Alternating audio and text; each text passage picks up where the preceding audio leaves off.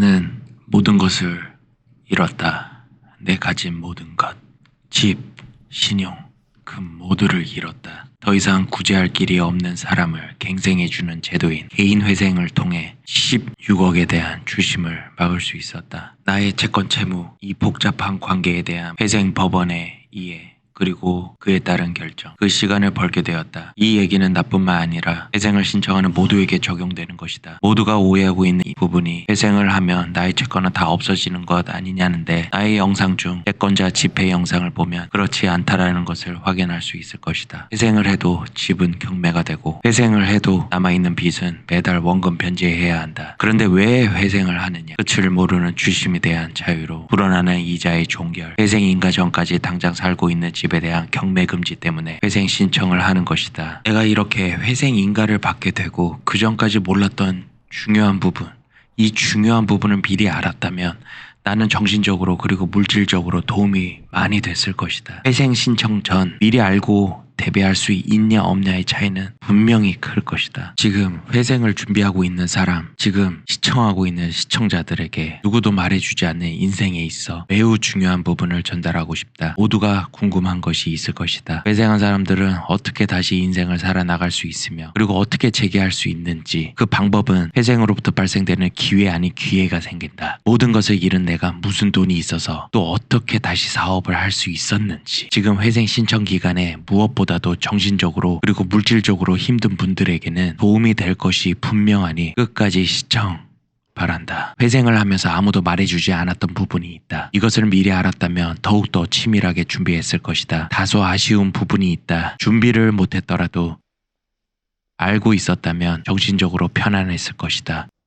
인생사 회생을 2번 하는 사람은 그리 많지 않을 것이다. 그래서 모두 첫 경험일 가능성이 높다. 보통 모두가 회생 자체가 첫 경험인 만큼 내가 이제부터 전달할 부분을 알고 미리 대처한다면 본 영상은 유익한 영상이 될 것이다. 자, 본론으로 들어가겠다. 계속 언급했듯이 회생에는 단계가 있다. 신청, 개시, 인가. 회생은 3단계로 나뉜다. 나는 신청을 22년 8월에 그리고 23년 6월에 개시가 났다. 그리고 인가는 금년 8월에 났다. 22년 8월에 신청 후 5일 후 추신 금지 명령을 받고 개시까지 약 10개월 걸렸다. 10개월 동안 그 어떤 이자와 원금도 내질 않는다. 10개월 동안 빚 없는 천국의 삶을 맛보았다. 나는 법인이 있었고 개인 사업자가 있었기에 채권 채무의 이해관계가 복잡해 개시까지 10개월 걸렸지만, 보통 회생하는 사람들은 4에서 6개월 걸린다고 한다. 이 말은 곧 돈을 모을 수 있는 절호의 기회라는 뜻이다. 사실 FM대로라면 회생 개시가 나면 법원은 신청부터 개시까지 내지 않았던 개월수에 대한 변제금을 한 번에 몰아서 지불하라고 명령한다. 사실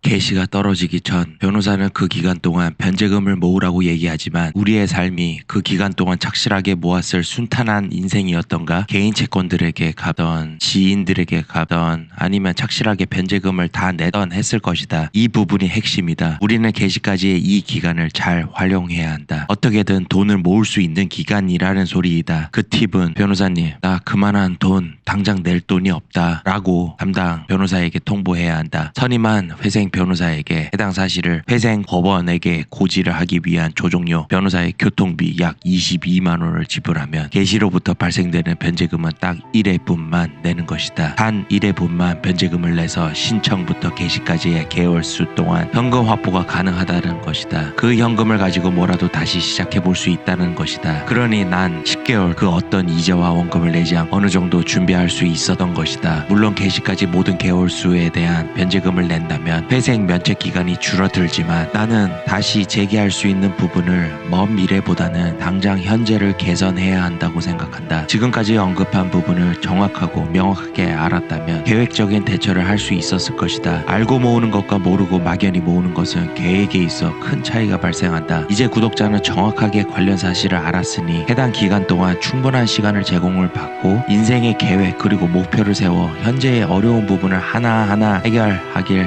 바란다. 나에겐 약간 아쉬운 부분을 설명한 자리였다. 이는 사업을 다시 시작할 수 있었던 소중한 기간이었으며 또 한편으로 생각해보면 이 기간은 국가에서 그동안 이자와 원금 그리고 추심으로부터 고통받았던 우리들을 조금이나마 해방시켜준 시간이라고 해석하면 좋을 것 같다. 오늘의 결론, 이 시간을 어떻게든 재개할 수 있는 환경을 만들고 그리고 우리는 이제 그만 징징거리고 인생 다시 복구시켜야 한다는 것이다. 여기까지 지금의 어려운 상황에서도 사업을 할 수 있게 된 상황을 모두 전달하였다. 다음 영상에는 나의 사업 3편으로 이어서 진행하겠다. 3편에서는 제품 소진 과정과 해당 상품을 선택하게 된 이유, 디자인 완성된 과정, 그리고 발주에 관한 영상을 업로드하겠다. 구독과 좋아요 부탁한다.